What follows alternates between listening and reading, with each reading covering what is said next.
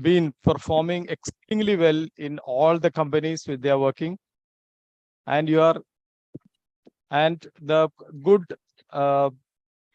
the feeling that the owners have, the affinity towards our department is one of the reason why the employees are looking to recruit ship technology students. The work ethics and the professionalism shown by our graduates are highly appreciated across the industry. So it is not only the employers, a lot of hard work is being put by our students. I know that you are all doing a lot of extra courses. You are all trying to improve your CV. Apart from what is taught in the class, you are all participating in a lot of activities. An employer is not looking at only at the CGPA, which I think I have mentioned many times in the class. What is the aspiration of an employer? Employer is looking at some qualities in the graduates. How that person will fit into my company. Is that candidate adaptable? Is the candidate trainable? Is the candidate can meet the company requirements? So these are the areas company will be looking at when they come here. So my suggestion is that whichever company you are selecting, at least give few years of your time to the company. Okay, it is very easy to say that if I jump, I'll get some extra or something like that. But many times when I ask a student, why did you select this company? The answer is that I can learn more in that company. But is the employer employing you for you to learn? The employer is also trying to grow his company or her company. Okay, so it is you need good companies to get good jobs, and you also have to contribute to the success of the company. So when you are gearing up for the placement session, which I think it is going to start from tomorrow with the L&T interview, it is scheduled in tomorrow afternoon. And few things which you can do is maybe the placement cell can conduct some formal training on interview skills. Okay. And you can have a session how to participate in a good interview, how to sell yourself. Okay, you may have good qualities, okay, but the employer should know that you are good. So within that 15 or 20 minutes which you get, you should be able to sell, or you should be able to project that you are the correct candidate for that company. And I suggest you speak in English among yourself. There is we normally even interacting with all teachers all in Malayalam now. So we should be fluent in English. So please start speaking in English between the at least 45th batch. Please do that. And do a good job of your BTech final year project. Because any employer who comes, the first question he will be asking is, okay, what is your project? I'm doing 25,000 ton bulk carrier. Then he will ask some questions on that. So the employer will get a good feel that the person he knows what he is speaking. Okay, so please do your final year project thoroughly, because most of the interview starts with discussing your project. Then slowly they may go to some common questions or theory questions or technical questions. Company like IRS will always conduct a test before the interview to shortlist the students. And the test will have a lot of aptitude questions, general aptitude, your English grammar. So the students who are appearing can go through some samples, such questionnaire, and practice before they attend the interview. So I hope the season will be conducted in a very fair and transparent manner. The placement, all information should be available to all the students.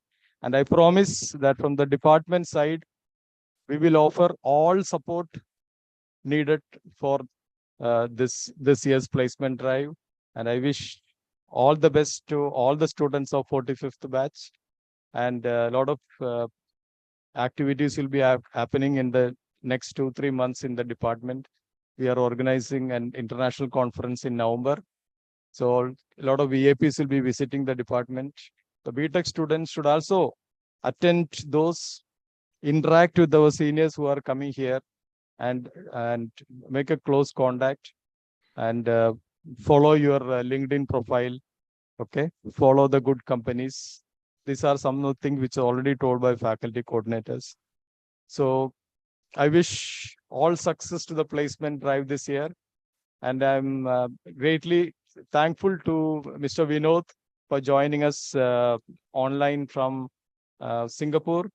Sir, thank you very much. We look forward to meet you in the department next time when you come. Please do visit us. So once again, I wish all the best for this program. Thank you very much. Thank you, Dr. Satish. I'll definitely make it a point to visit the department next time. Thank you, sir.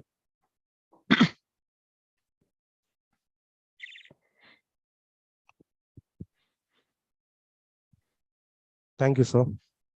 The placement brochure is not just a collection of words and images, but a testament, the commitment of our students, and the unwavering support of our faculty. Now I welcome the chief guest of the day, Mr. Vinod Janardhanan, to officially release the placement brochure and address the gathering. Thank you. I just want to confirm I'm visible and audible. Am I? Yes, sir, you are audible. Okay. Thank you very much. Respected Head of Department, Dr. Satish Babu, PK, Dr. Sivaprasad K, Faculty Placement Coordinators, Mr. Aravind KR and Mr. Anup C, Student Placement Coordinators, Vishnu PA and Adarsh TO, faculty and staff of Department of Ship Technology, budding naval architects, ladies and gentlemen, good morning. Good afternoon for me, but good morning for you. Finally, a Monday morning, minus the blues. Why? Thanks to the euphoric win of the Indian cricket team on Saturday. Hope some of you watched it. I did, and thoroughly enjoyed it as well. At the outset, I would like to thank the Student Placement Cell for inviting me to this function. Vishnu was, shall I say, endearingly persuasive. I may not have answered very promptly at the first occasion, but his persuasion worked on me. As an alumnus of Department of Ship Technology 1985, I am honored and humbled to be given this task. May I congratulate the batch of 23-24 for reaching out to the contributors and preparing this well-designed and appointed placement brochure. I was requested to write for the placement brochure, I believe it was 2 years ago. And I only recently came to realize that the placement brochures had started way back in 1996. Yeah. So I am the ignorant one here. Yeah. So I came to know only about 2 years ago. And I thought it was a great idea. For a student cohort that survived and thrived under the challenges of the COVID pandemic, the recruitment brochure, I thought, was an effective way of attracting the attention of recruiters the world over. Now that I know it started in 96, I think the initiative to send this brochure during the COVID pandemic was extremely effective. I gather that the first brochure, the brochure released in which I was involved, fulfilled its objectives, and the graduates were offered placements in a very short period. Well done. I'm happy that this successful venture is continued from 96 and 2023-24 batch of soon to be minted naval architects are carrying on with the tradition. I regret that I'm not able to be physically present in the department for this function. keeping up, I mean, I know it would have been more appropriate had I been there along with the rest of the faculty members and to interact with the students. I regret I was not able to do this. But however, keeping up with the times, I hope you will allow me to do the honors online. Vishnu, can you please share the visuals of the placement brochure on screen? I think you start with the cover page.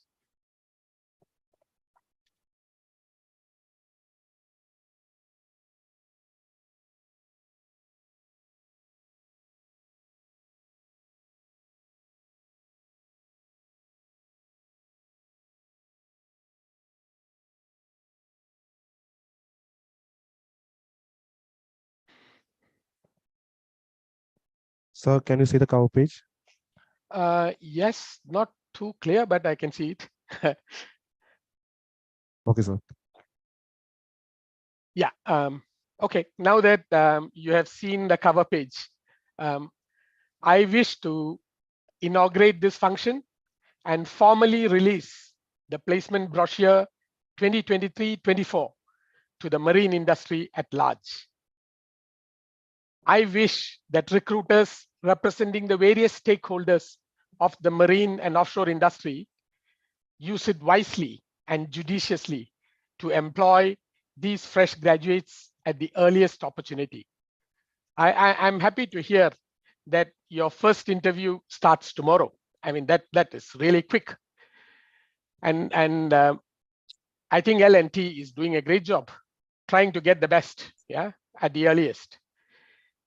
May I also wish the graduating cohort, I know it's a few months from now and they are in the 7th semester, but I still would like to wish the graduating cohort to secure their first jobs in line with their hopes and aspirations. Vishnu, now you can scroll down and show the different pages of the brochure to the audience.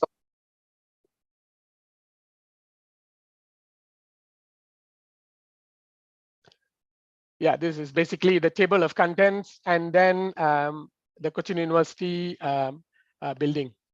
Just for information, the university building was constructed during my time there. Previously it wasn't there. We had to go all the way to Tripunthura.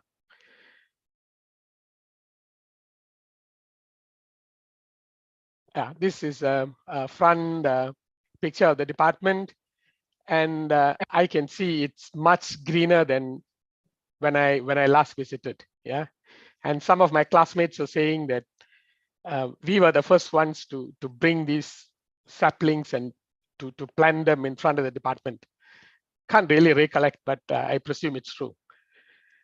The next page is a message from the head of department, and I think it has been very well presented. I went through, and I also thank the head of department for exhorting the cohort to do things to get employed by the prospective employers, as well as how to improve their interviewing skills, how to improve their linguistic skills and such things. I fully agree.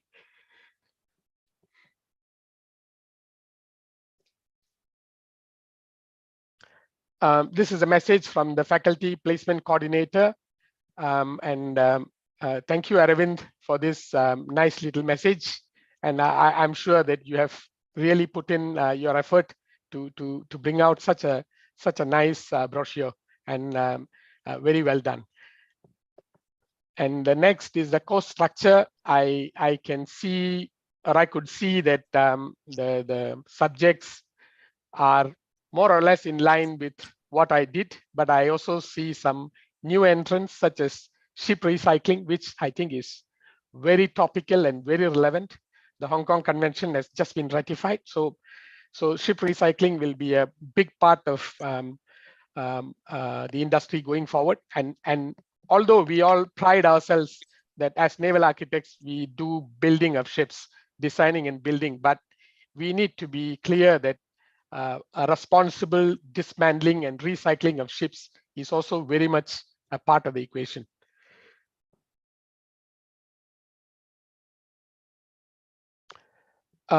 The next page shows the staff members, the faculty members, and I can see quite a few ex Department of Ship Technology, ex students, which I'm quite gratified to hear.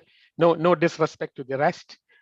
And I can see my classmate also listed, Dr. Sudhir. Yeah, he's my classmate. The next page shows the involvement of the Indian Navy with the department, which I think is a great initiative. It happened way back, and even before this initiative started, 2 of my classmates had already joined the Navy. Yeah, so we had started off quite a while early, and even one of our seniors, Mr. Sali, I can't remember his rank. He I presume was the pioneer. Yeah.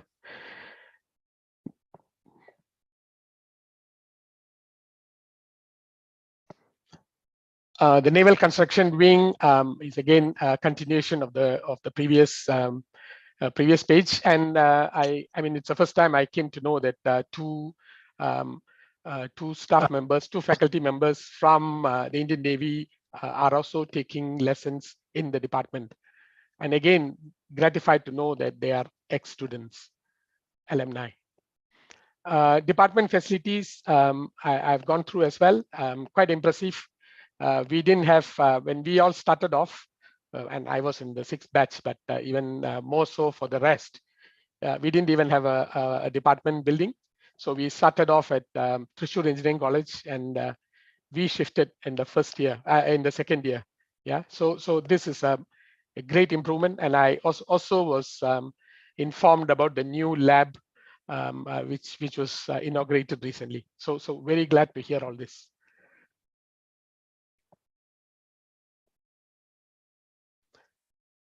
The list of summer internships, and I see a lot of esteemed companies mentioned, and thankful to all these companies. And I also see the first company where I started off in Singapore, Keppel Singh Marine. So that's also listed. So it's a very interesting and impressive list of companies. Long may this continue. And this, I presume, is the employers of recent graduates. Correct me if I'm wrong. Again, once again, thanking all these employers who have put their confidence in our graduates. And I'm sure, as it was mentioned earlier, that they are doing a great job and bringing repute to the institution. Alumni, oh, sorry, the previous one. The alumni, of course, I need to mention since I'm one of them. I can see again very interesting list, and all the continents are represented. So and quite tangible numbers, big numbers in UAE as well as Singapore. We are not doing too bad as well.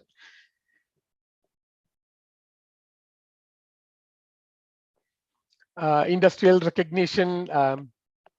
Again, I see a lot of activities. RINA, Royal Institute of Naval Architects, coming over to the department, and other interventions by. I also saw the library, which is very impressive.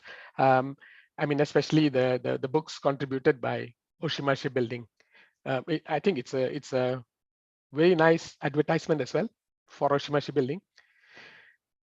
And then, of course, the message from the industry, including Madhu, Chairman, CNMD of Cochin Shipyard. We were colleagues back then, and we are all so proud of him that he's leading the shipyard. And followed by Dr. Rahim. I mean, again, we are great friends, and we were colleagues. I mean, I was colleagues with both of them earlier on.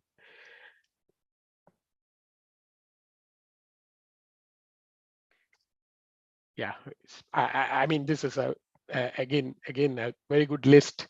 Again, one of my classmates can't help mentioning Dr. Janardhanan, head of plan approval IRS, who I know that is also online, and then Sohan Roy and the rest. Yeah.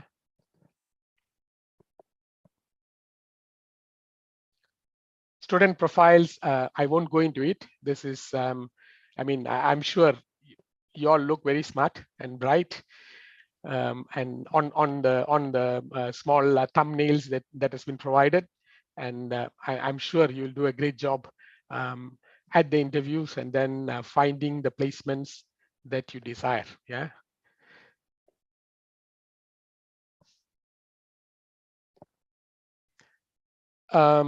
SNAS activities. Okay, I did see the Ship's Technique launch and other stuff. I think SNAS is doing a great job as well. I mean, this has been from the beginning, so it's a continuation. Yeah, again, a tradition which we need to keep alive.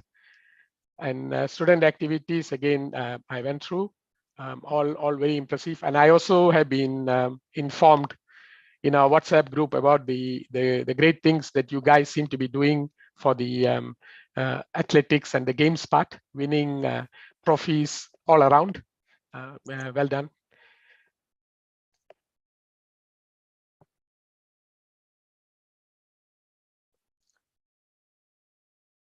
Okay, this is the placement brochure and the number of students placed and other data.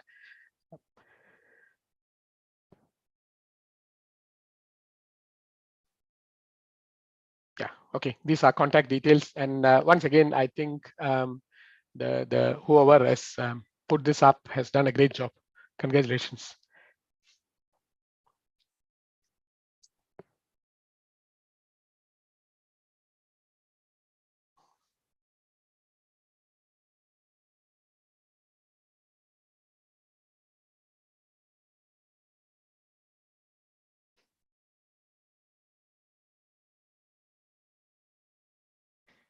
I suppose I can continue.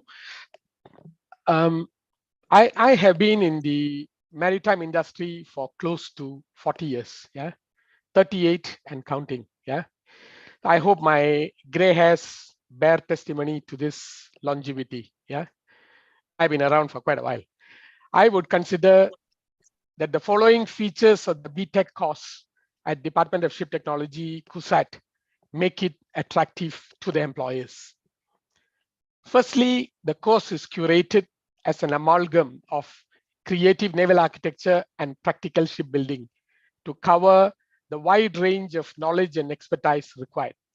You look at many of the other courses in reputed universities, most of them are either just naval architecture, or maybe some of them naval architecture and ocean engineering, some of them naval architecture and marine engineering.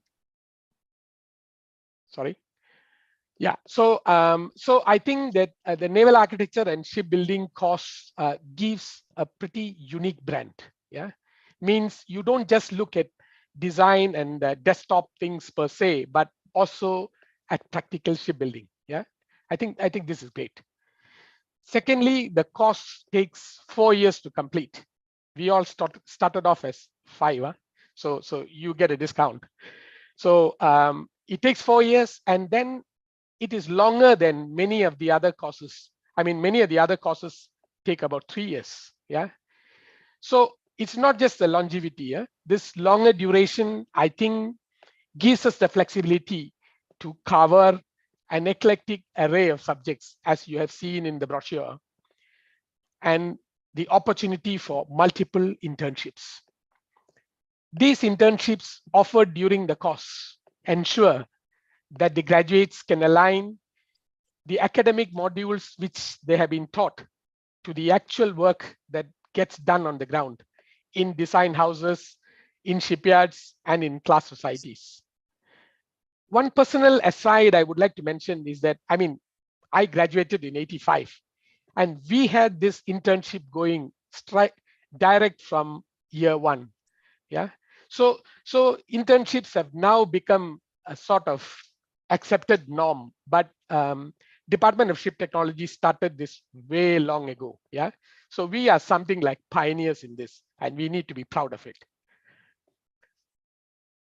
Lastly, the course culminates with a design project which is individually done. Yeah, many of the engineering courses, and not sure about the other naval architecture courses, but many of them do group projects. And I think group projects do not really reflect the amount of work that an individual puts into it. And of course, some of them can hide behind the rest of the team, yeah, as we all know.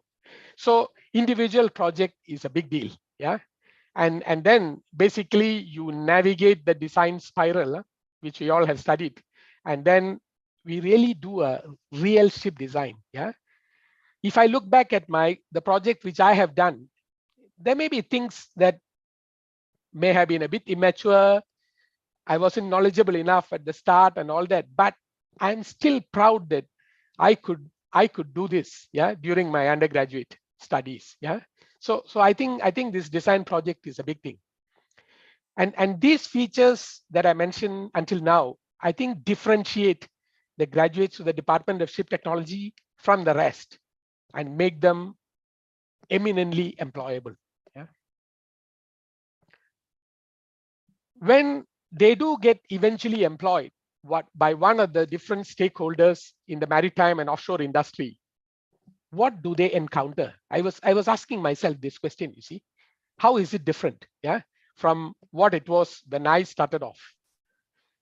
When I joined the industry long ago, one had to, if you happen to be placed in the design department, one had to design a vessel to meet the mission requirements such as speed, deadweight, cargo capacity, and endurance, yeah.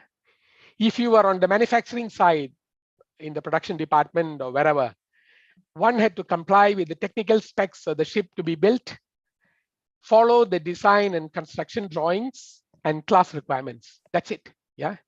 Life was so much easier then, but less interesting too. The current owners and operators of vessels have a far more onerous remit, yeah. It doesn't stop with these requirements as mentioned earlier. On top of the technical challenges to ensure a commercially viable vessel for the carriage of cargo, passengers, etc., they need to surmount an ever-increasing number of environmental regulations, yeah. This weren't around, yeah. When I started, this weren't around. Energy efficiency design index, EEDI, and energy efficiency existing index, EEXI requirements, just to name a few, yeah, pose challenges for new and exciting ships respectively. While these two indices are one-off calculations, you do the calculation and you do the whatever measures need to comply if it doesn't pass the calculations, right? The carbon intensity indicator, which is CII, I hope most of you have heard about this. And I know from the previous batch which interacted with me, they were even doing internships with some companies, helping them out with EEXI and EEDI calculations, which is a good job, yeah. So CII, as you might know, represents an evolving metric. It doesn't remain stagnant. The index keeps getting more stringent with time. That means every year there is normally a 2% improvement or enhancement, yeah. And this enhancement is done to align with the increasing IMO greenhouse gas ambitions, yeah. Because you can't fix the ambitions once and for all and expect all the stakeholders to jump into line and follow this, you see. So it had to be implemented in stages, which I really appreciate, yeah. This revision, to give you a flavor, to give you an example, a recent example, MEPC 80, yeah. Sorry to go into some technical details. I thought I should highlight some of these things so that you get some value out of what I'm saying, yeah. This concluded in July 2023, yeah. And it has revised the net greenhouse gas emissions to net zero by or around 2050. Yeah. This is a revision, yeah. And this revision aligns more closely with the 2015 Paris Climate Agreement of keeping global temperatures below 1.5 degrees Celsius of pre-industrial levels. So the two needs to be in sync. You can't have a climate ambition That's for the whole sector, the whole economy. And then have a maritime ambition which is not in line, which doesn't jive in with the main climate ambitions, you see. So that's what IMO and MEPC is trying to do. Yeah. MEPC 80 has also bookmarked the following indicative checkpoints. Yeah, they want to have, I mean, you can't just give a final target for 2050 and expect that you follow the different milestones on the way. You need to have the milestones to follow up and see whether these are being followed. Yeah. So the two targets they gave is annual GHG emissions by at least 20% to reduce, based on 2008 numbers, and striving for 30%. So they also give a stretch target. They say 20%, but you all should try for 30%, by 2030. And then another intermediate target before you hit 2050, which is to say that the total emissions should be at least 70% and striving for 80% by 2040. Yeah, so they have put these intermediate milestones to make sure that people don't lose track of it. Yeah, and these ambitions would be translated into tangible short-term measures like CII, EXI. All these would have an impact, and this would be known by 1st January 2026, when this cohort would already be employed. Yeah, so you would be looking at the latest numbers released by IMO. And these targets, the ones that I mentioned, are stretch targets to say the least. Yeah, it's not easy to achieve. Huh?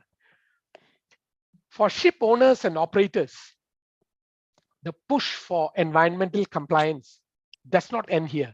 If you thought that you just do these two calculations and that's it, it doesn't work like this. Yeah, major banks and insurers, the major banks and insurers, they have a voluntary initiative called Poseidon Principles.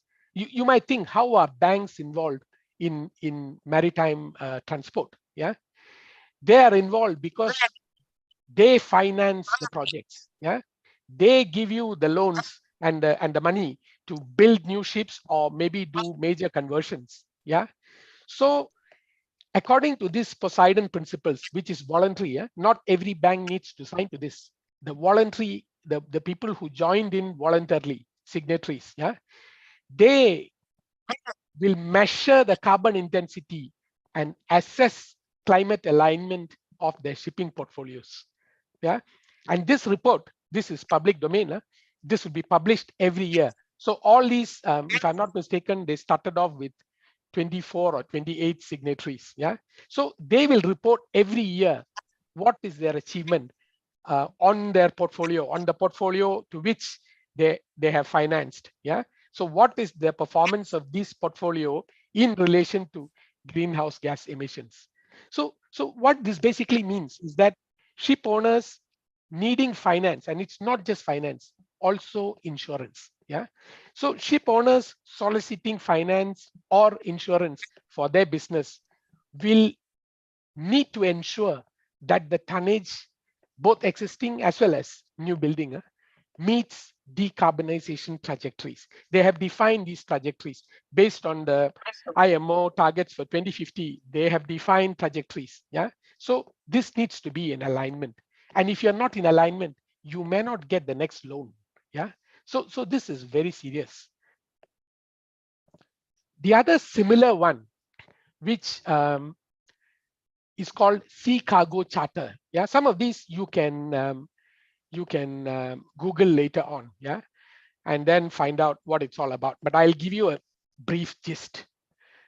This is a similar voluntary initiative by ship charterers. Yeah, and bulk ship charterers. That means charterers of tankers and bulk carriers. So they will also ensure or try to ensure that their portfolio of chartered vessels is measured and benchmarked for climate alignment. Yeah, so this is very similar to the banks. Yeah, so Poseidon Principles was first set up, and then charterers followed suit, and then made this new initiative called Sea Cargo Charter. So it's sort of a mirror of the Poseidon Principles. Yeah, So what I mean to say is that there is never ending pressure or ever increasing pressure on ship owners and operators. They are having a tough life, yeah, and they need to meet, and the business is the same, huh? So they need to meet out of whatever rates they are getting on carrying a cargo or maybe transporting passengers. They need to meet all these additional requirements. So these are huge challenges, yeah. And then just to let you in on something else, which is a bit related to greenhouse gas, but maybe a bit different from technically, yeah. If this is not enough, European Union, and European Union is always a prime mover, whether you like it or not. European Union comes up with regulations well in advance of IMO or maybe even the other countries, yeah. So they have initiated what is called as an emission trading system, yeah. It's called EU ETS, EU for European Union, and then emission trading system, ETS, yeah, by which CO2 emissions will need to be paid for, yeah. That means any ship that goes into EU, maybe it's from within the EU or maybe from outside, from Asia going into EU, for every ton of CO2 emission, they have to pay with an EUA, means an European emission allowance, yeah. And this European emission allowance need to be bought, yeah.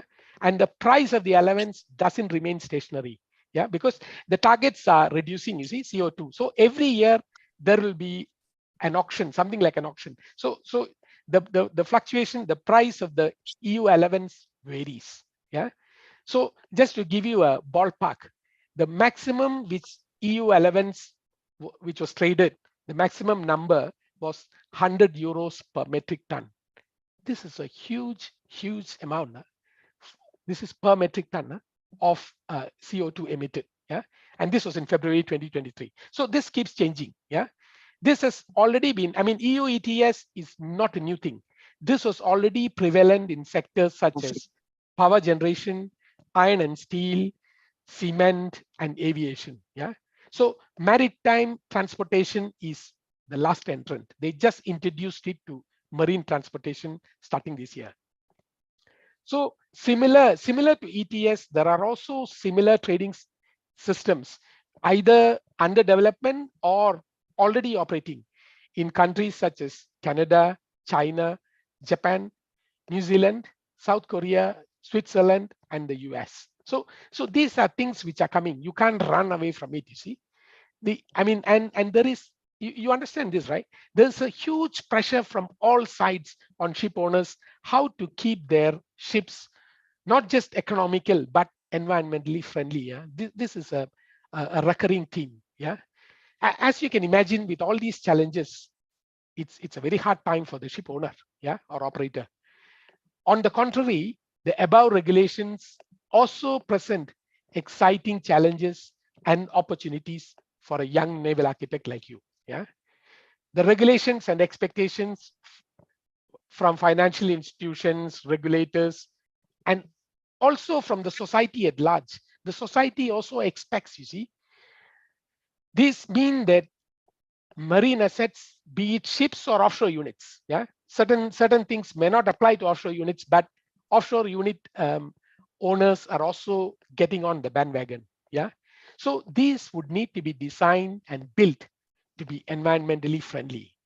So where does a naval architect come into the picture? Yeah, this is what would be of interest to you. This sort of environmental regulations means that services such as hull form optimization, yeah, very much our alley, yeah. This is CFD and then hull form optimization, yeah, and other things such as voyage optimization, weather routing, and then energy saving device of various kinds. And lots of energy saving devices have come on stream, especially after these regulations kicked in, yeah. Some of which I would like to mention are air lubrication and wind assisted propulsion systems, yeah, those rotary wind vanes and stuff. And then ship energy modeling, looking at the various energy points on the ship and to see how they can be optimized, yeah, for reducing the fuel consumption, obviously. And then high performance paints. This is another thing which is very, very popular now. I mean, you can apply high performance paints to reduce the frictional resistance of the vessel. Yeah, the improvement may be minuscule, maybe 0.5% or less, but all these things add up. You see, these services are obviously incremental, as I mentioned. Yeah, we give very, very small improvements, but then they do not make a significant dent on the emissions to meet long-term greenhouse gas ambitions. As I mentioned, the targets are being revised, you see, and you can reach net zero in 2050 by just looking at these particular initiatives. You can only do so much. Yeah. So the big ticket item, the elephant in the room, so to speak, is alternative fuels. Alternative fuel is the way of the future. Yeah, you can't depend on LNG and then I mean the conventional marine fuels and LNG to meet these goals. So these alternative fuels such as methanol, ammonia, hydrogen, and even nuclear, yeah, this will have a role to play for reaching long-term goals. Yeah, but there's a lot of work, lot of research, developments, innovations, etc., between now and the time when they can actually be implemented. Yeah. So what gets measured gets managed. It was mentioned earlier. Yeah, is one of my favorite quotes. Yeah. In keeping with this adage, almost all the measures which I've spoken about until now, yeah, these need digital tools to measure and manage them. Yeah, if you just do a hull optimization or just implement an energy saving device and expect it to work day in, day out, this may not be correct. No? You need to monitor them and you need to measure them. Yeah. So applying tools such as machine learning, blockchain, artificial intelligence, and above all, digital twins can help to accelerate decarbonization. In a digital ecosystem, vessels can integrate applications and data models and leverage digital tools to unlock the power of predictive analysis, both for operations and for maintenance. I mean, they could have a lot of disjointed, isolated measures on board, but if they are not collated together and if they do not have a coherent system to look at, these are not practical, you see. So they need to be integrated. This is the main point. The digital twin, for instance, combines all available information from the birth of the ship right down to its recycling, and then throughout its life cycle. So using this digital twin, there are lots of things which can be done, performed and simulated, such as system design, assurance and verification services, virtual system integration, and then also make predictions. Yeah, you must have heard of risk-based inspection and condition-based maintenance. Yeah, these all depend on digital services, and these are most important. Yeah, and lately, or maybe even a few years ago, we have been using drones for inspection for class societies, of which I'm a part of. Yeah, drones are used for inspection, and AI is used for interpretation of structural corrosion and even for plan approval. Yeah, and then 3D classification. Yeah, again, which is slowly becoming the norm. Yeah, so these are all advances made in classification for ships and offshore units. And to look at the last one, autonomous ships. And of course, you must all be thrilled about this. This is the holy grail of digitalization.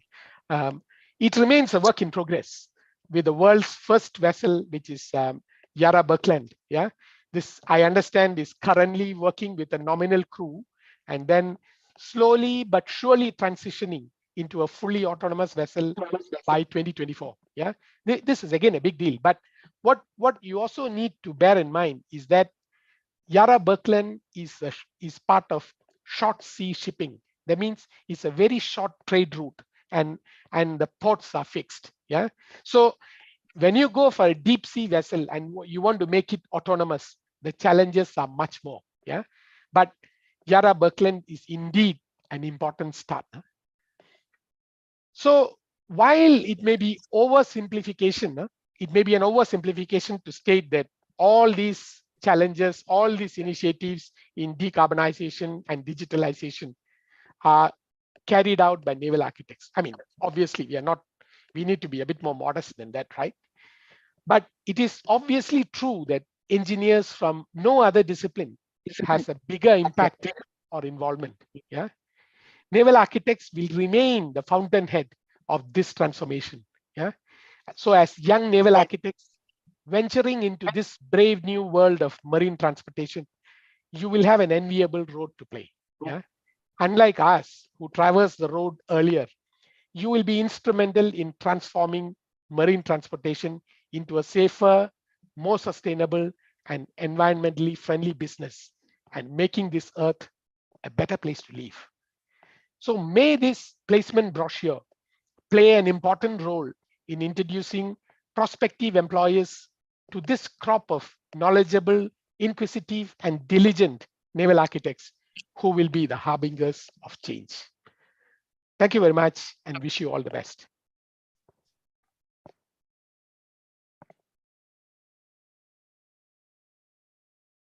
Thank you, sir, for your valuable words.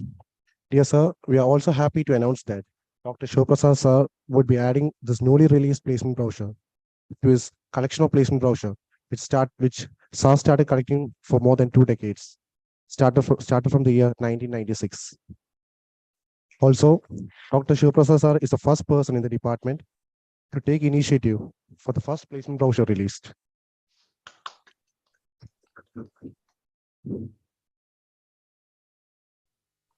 Now, I would like to welcome Senior Faculty Member Dr. Sivaprasad sir to felicitate the gathering.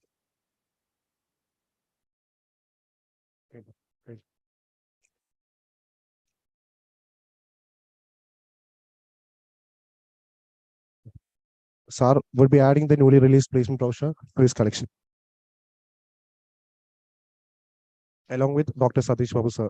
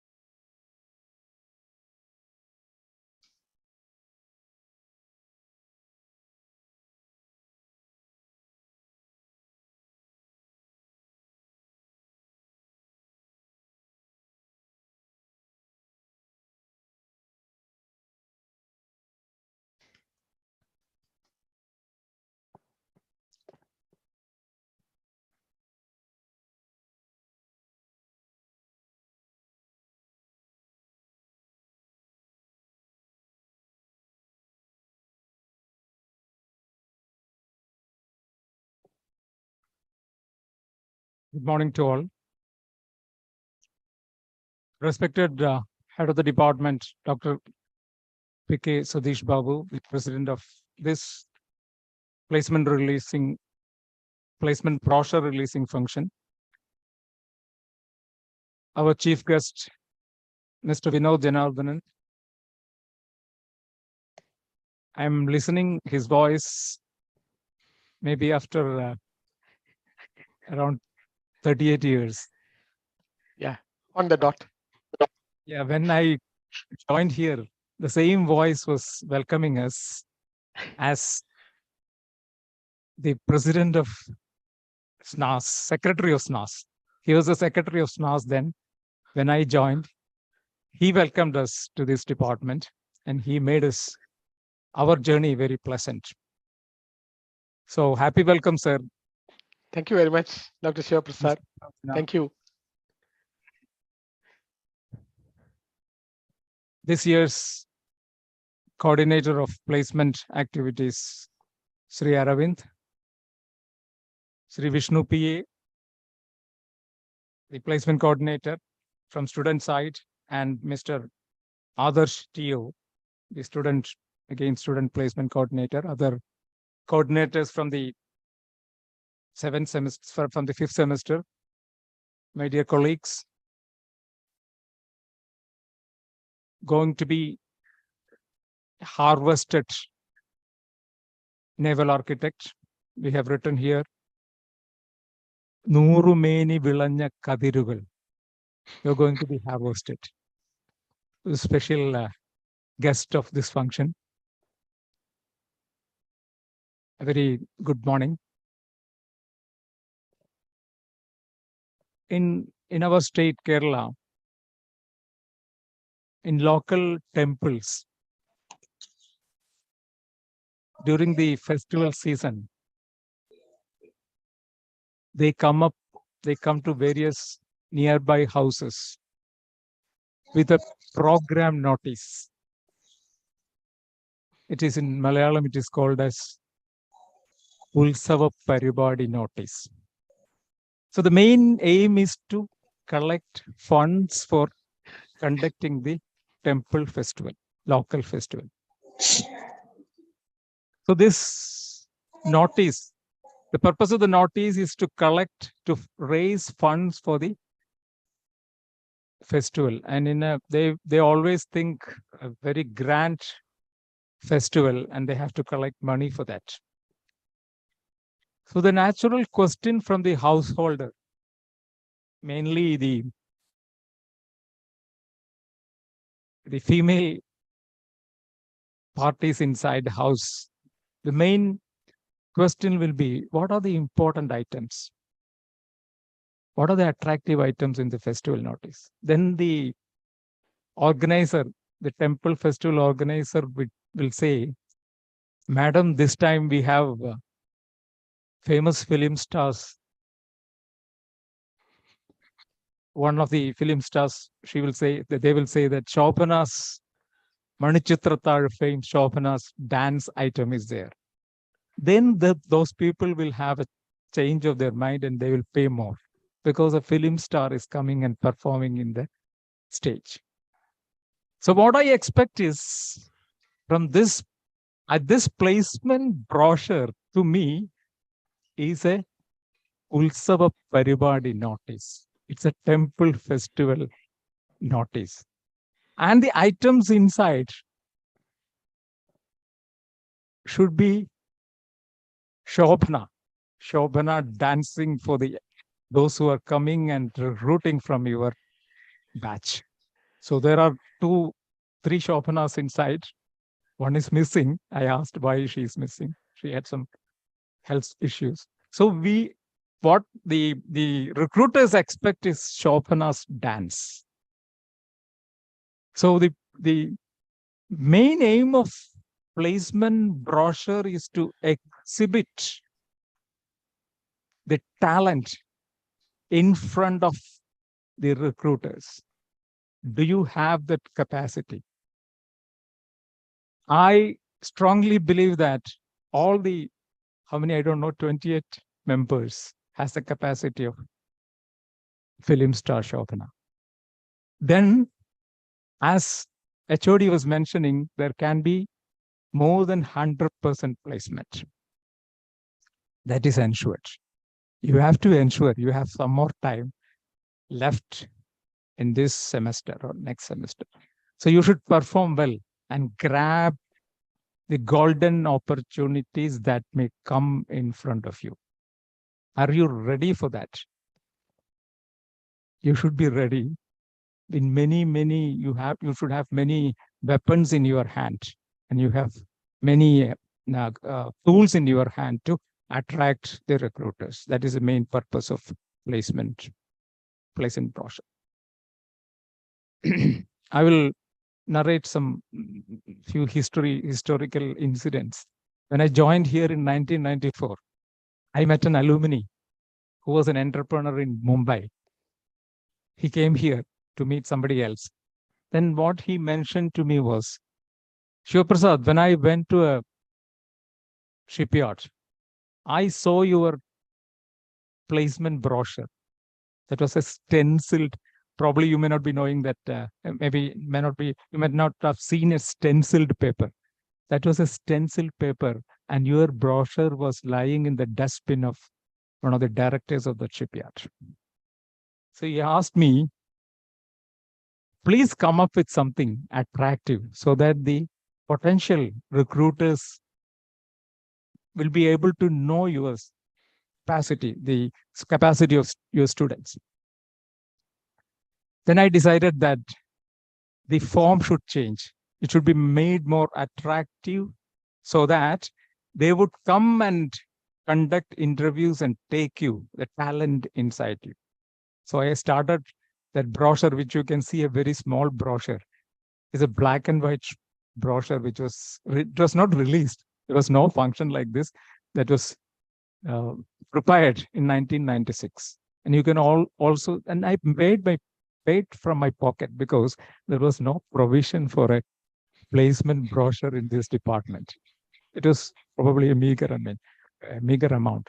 The next year, I could not do it. You can see that 97 is missing because I also did not have money. Then what we thought was, have a fund, especially for placement.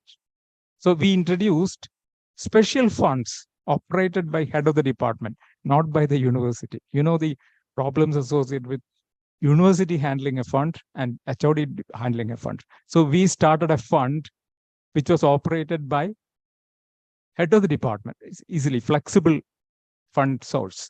So there we started releasing placement brochure right from 1998 to the following years.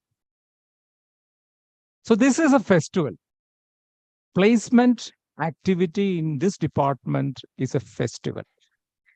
You can see on a placement day, you can see the prospective potential naval architects coming to this department with formal dresses, with smile in their face, and a cup of tea in their hand, and celebrating in this corridor.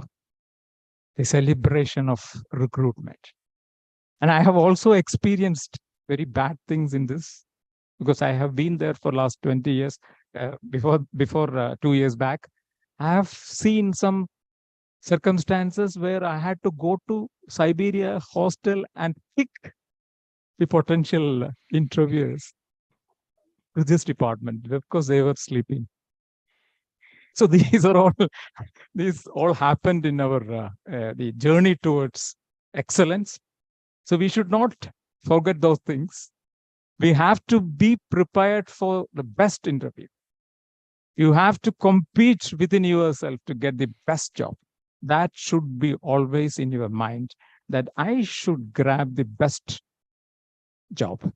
And that should be your inspiration towards your professionalistic future. Once I had a very bad experience, not a bad experience, very challenging experience. This placement activity it's a very big teamwork. One fine morning, I think 10 years back, one fine morning, I think Goa shipyard was about to come at 9 o'clock in the department. I came here at 9:30. 8:30, some of the placement team members were also there. And we found that the doors were not opened. The doors of department head's room was not opened. So they called me from the airport that we have started here. We may reach within 15 minutes. So what to do? The doors were closed. It was not opened. So what we decided, myself and the 2 members of the placement, we jumped onto the doors, the back door of the department head's room, and broke open the room and conducted the interview very smoothly. Otherwise, suppose you come myself as a head and placement coordinator. So see that, imagine that situation where somebody is coming here and the doors are not open. They are all professional people. We should be, at least we should be able to, cope up with their professionalism in conducting the interviews. So these are some of the experience that I had faced. It is very challenging. Placement activities are very challenging. And I hope that Vishnu Adarsh and in his team will be able to take up this in a very positive and challenging way. And I wish that this batch, 45th batch, would get more than 100% placement with good jobs at many places, international places. Thank you very much.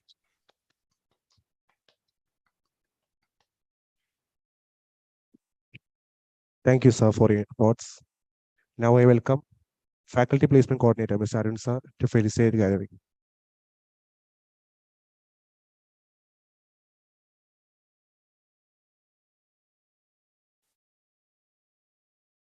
Respected Chief Guest of the Day, Mr. Vinod Janardhanan, respected Head of Department, Dr. Sadish Babu PK, Dr.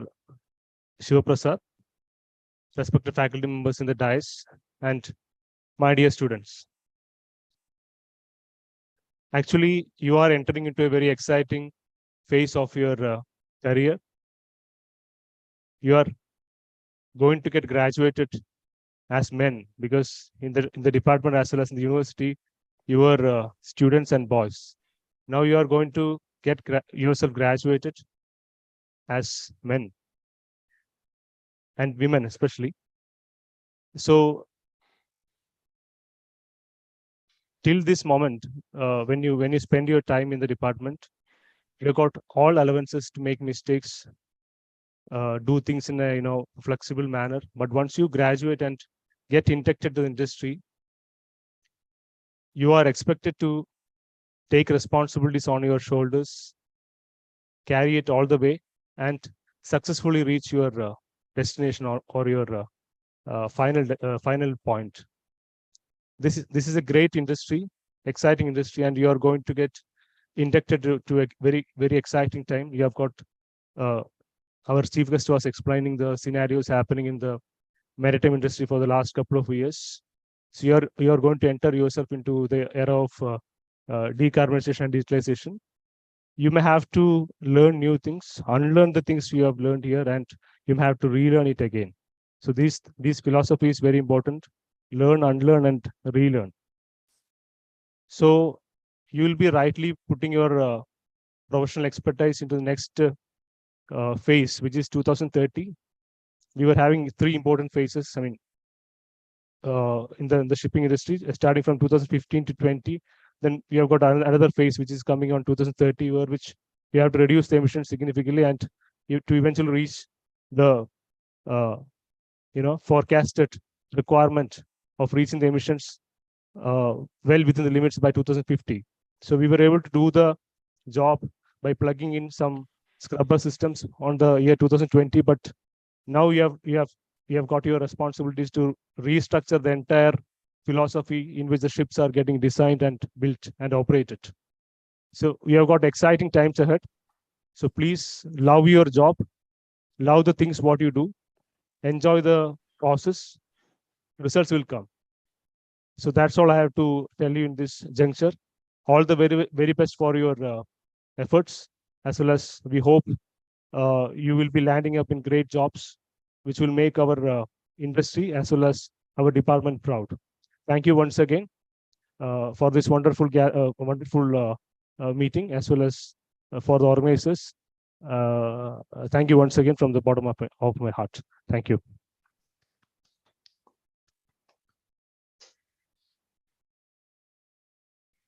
Thank you, sir, for your insights. Now I welcome Student Placement Coordinator, Vishnu PA, for the vote of thanks.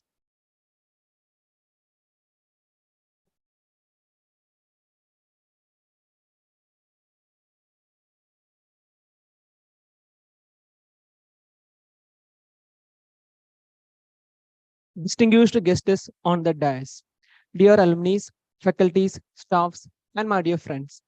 I stand before you today deeply honored and privileged to express my heartfelt gratitude on behalf of Placement Cell, Department of Ship Technology, CUSAT, for gracing us with your presence and support at this placement brochure release event. First and foremost, I would like to extend my sincere gratitude to our esteemed chief guest, Mr. Vinod Janardhanan, for taking out valuable time from his busy schedule and enlightening us with his profound knowledge and insights on the maritime industry. Your words Your words has been a source of inspiration for all of us, and we are truly grateful to for your enlightening address. Thank you, Vishnu.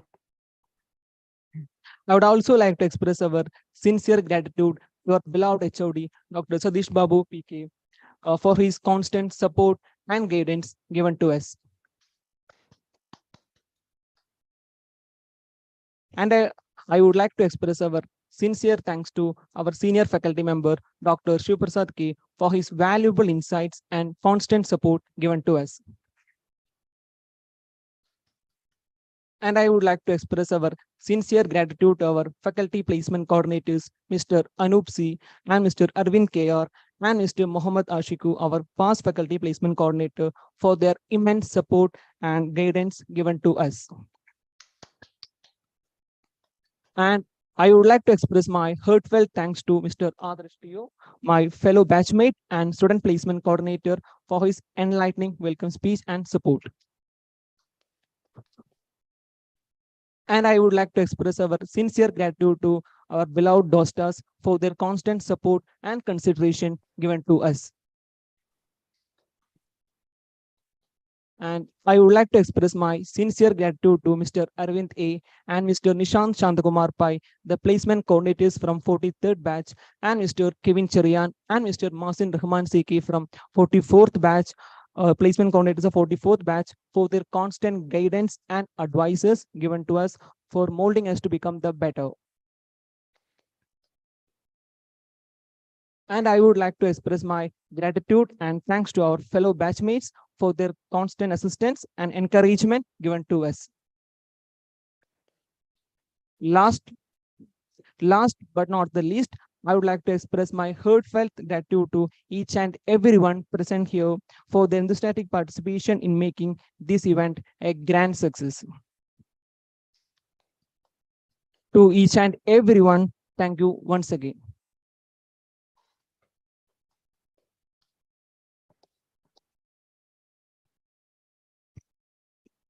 Thank you, Vishnu. This comes to an end to this function. I would like to express my gratitude to everyone for being a part of this momentous occasion. I would also like to wish Batch 45th for a successful placement drive ahead. Refreshments are provided outside. Request you all to join us for some tea. Thank you.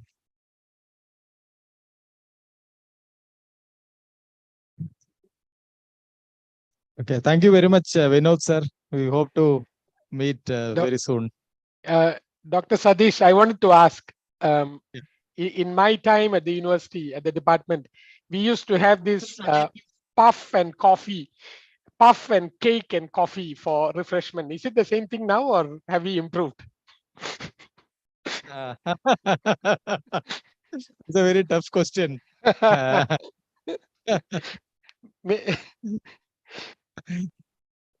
Maybe a little bit, but not much.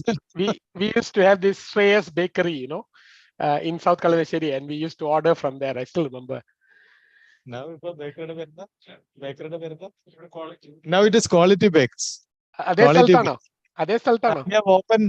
We have opened a small cafe just outside the department, so that we can go and get a grab. Okay. Thank you. Okay, sir. So thank you so much. Thank you very much. Thank you for having me. Please help our students if there is any opportunities for them. I will. Thank you, sir. Thank you. Yeah. Bye. Bye, Sivaprasad.